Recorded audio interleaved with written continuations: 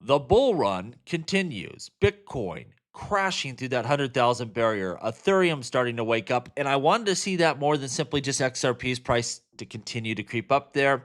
This confirms we have that bullish momentum. Prices are going to continue going up. XRP, its value is going to take care of itself this bull run. Don't worry about it. It's going to continue to perform. It's going to continue to outperform. But we want to see this market momentum continue upwards and onwards, and it sure is doing that. Massive, massive historical move tonight. We have a lot of things to talk about. Ripple giving us some updates on our RLUSD. We have some really exciting and bullish information from VET on-chain metrics that are only going to get even more bullish. It's a big deal. We'll go through all of it. Bitcoin sitting at 101,900 at the time of this recording. The question is, now that we've broken that barrier, are we going to go on a rager, or will we see things sell off and settle down a little bit? Either one's possible. We'll see it develop here. Now, Ethereum up almost 4.5% on the day. We want to see that asset moving as well. It's going to be bullish for XRP and the rest of our altcoin investments that are really going to explode as this space goes into overdrive. It's just a matter of time. It's just starting. Even if we get rejected down a little bit, we waffle about. We've broken that barrier, and it's going to go on a big run here soon enough. Ripple saying, despite some speculations, RLUSD is not launching today. So a lot of us thought it may launch today.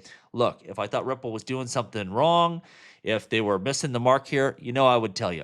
In this case, they're just waiting on that regulator to give them the final go-ahead, and that's what's so appealing about this stablecoin. They are fully compliant, and you're not going to rush the government. It will come in time. We are close. It could be any day now. We will see when it happens, but it's going to be so big for the XRP ledger. We've been missing that functionality. It's going to fuel XRP's use on chain. It's going to fuel liquidity, and I think it's going to fuel XRP's value. This is a big one. We got to get it out there. It's just a matter of time now. We are so close. Vet saying that total value locked on chain on the XRP ledger.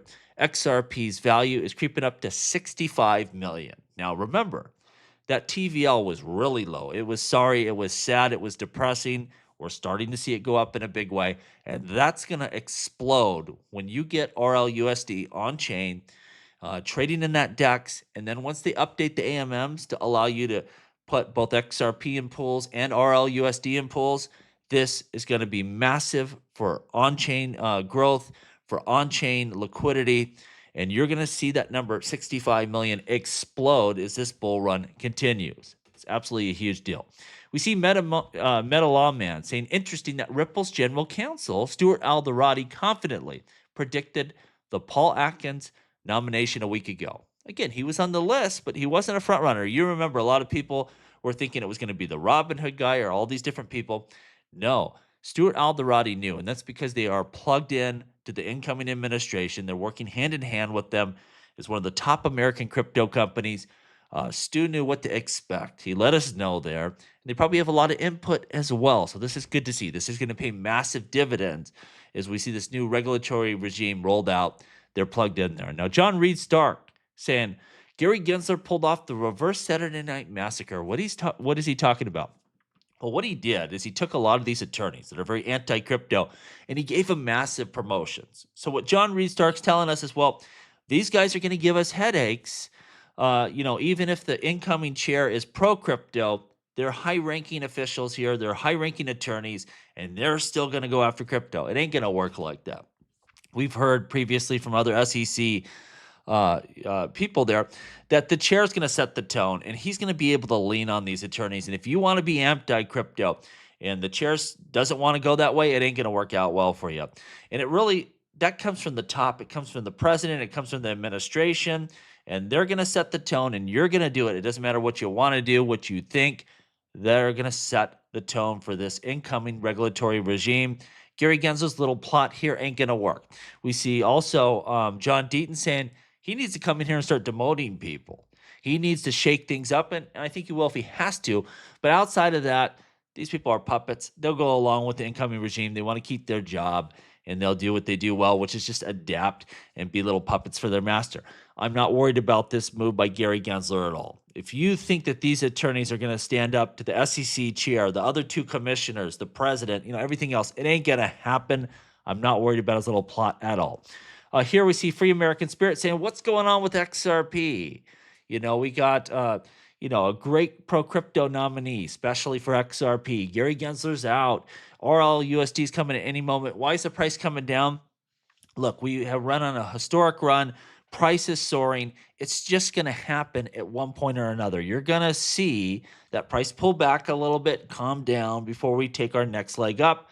It's not just going to be straight to the moon. Doesn't work like that. Never has, and it's not going to start now, even for XRP. That was a great run up to 270, 280, 290, whatever we went to. It's just the start, but things are going to calm down a little bit. We will continue the fun and games here shortly. Don't worry about it.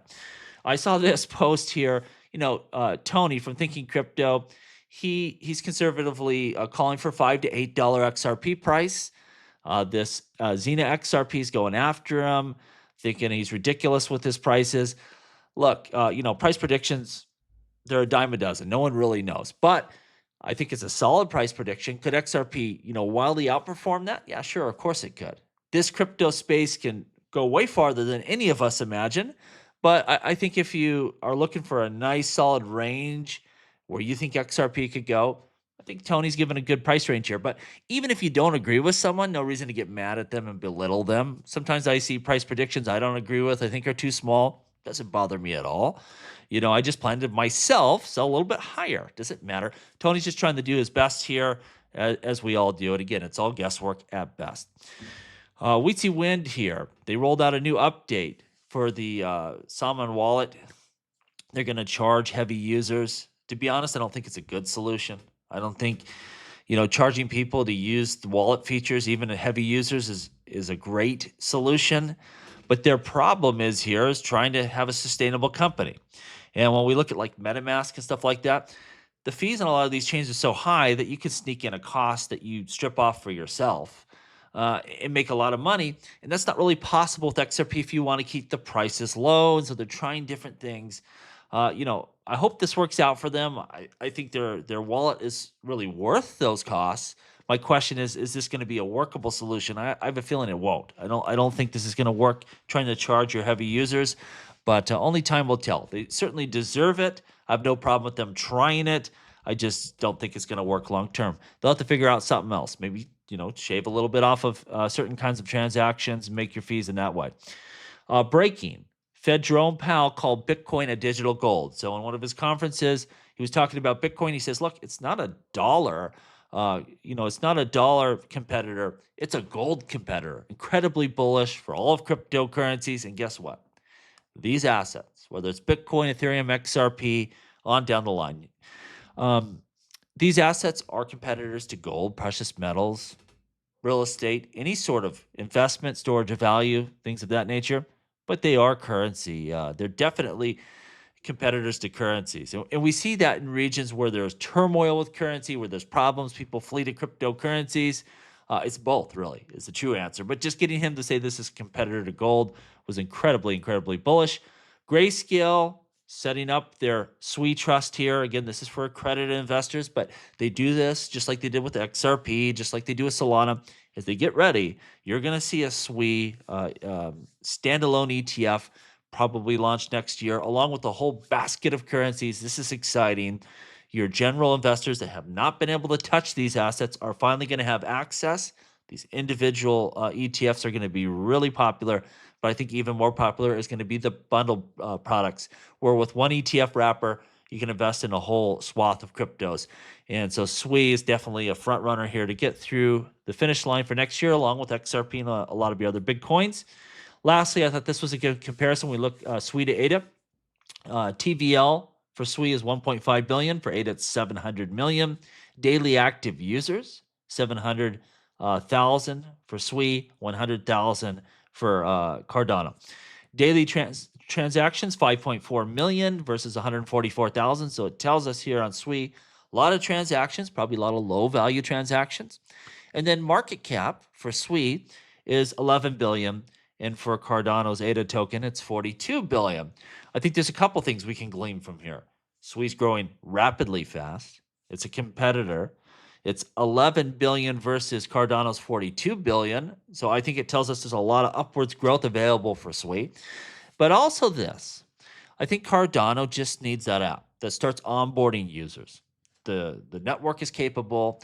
They have all the functionality built out. It's ready. And I think if they can catch some success during this altcoin rally, that as we go through this bull run, they can onboard a heck of a lot of people, and you could see those numbers swell in a big way. And so not only does SWE have a lot of avenues to growth, but I think Cardano as well. I look for both of these to do very well. And during this bull run, we know what's going to happen. I think a lot of Ethereum, but it's going to get bogged down just from the sheer amount of users that come flooding onto that chain. People are going to look for alternatives. I think they're going to like what they see with SWE, and they're going to like what they see with Cardano. It's just a matter of time. Those users are on their way. Let me know what you think down below. As always, please like, please subscribe. The revolution will be televised right here on Jungle Link.